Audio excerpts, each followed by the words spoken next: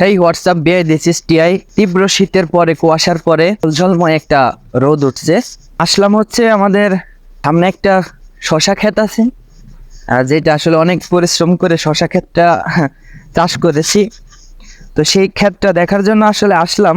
অনেকে কি করে জানেন, এই শীতের ভিতরে অনেকে যারা বাচ্চা পোলাপান আছে বা আমাদের মতো বয়সে ওই মাঠে একটু ঘুরতে আসে।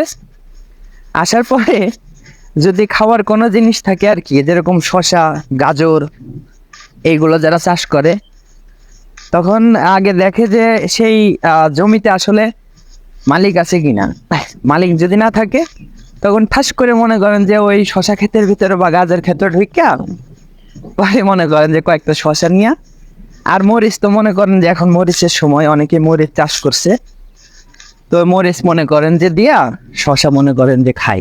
আসলে এখানে বলার কিছু নেই, কারণ এক সময় আমিও আসলে আমার নানি বাড়িতে আসলে এরকম অনেকে শশা ক্ষেত করে, আমি যে মনে করেন এভাবে খাইতাম।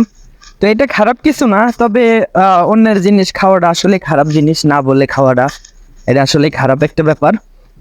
তারপরে সমস্যা নেই, কোনো দায় দাবি নাই, কারণ আমিও যেহেতু এক সময় এরকম ছোটবেলায় এরকম কাজ করছি, তো সেই দিক থেকে আমি কিছু বলি না। তারপর একটু মাঝে মধ্যে শশা খেতে গিয়া দেখি যে ক্ষেতটা আসলে ঠিকঠাক আছে কিনা বা কিরকম শশা টশা হয়েছে।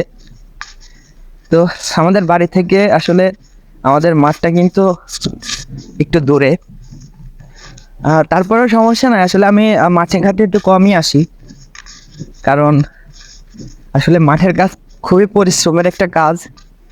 এই কাজটা খুবই হাড় ভাঙা পরিশ্রমের একটি কাজ।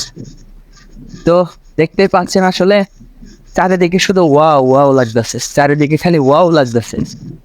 ঠিক আছে, পরিবেশটা দেখছেন। আর রোদ উঠলে আসলে ভালো লাগে, শীতের ভিতরে রোদ পোহাইতে খুব ভালো লাগে।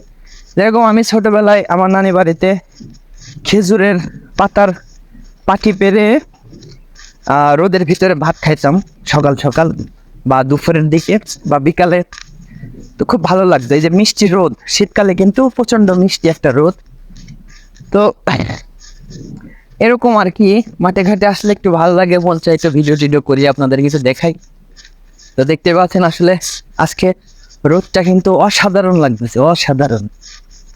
তো ক্ষেতের কাছে প্রায় আশা করছি, আর ক্ষেতের ভিডিওটা দেখানো সম্ভব না, কারণ অনেকে আছে দুষ্ট পোলাপান, তারা আবার হামলাটা দিতে পারে। তো যাক, সবাই ভালো থাকবেন, সুস্থ থাকবেন, আর পেজটা অবশ্যই ফলো দিয়ে রাখবেন।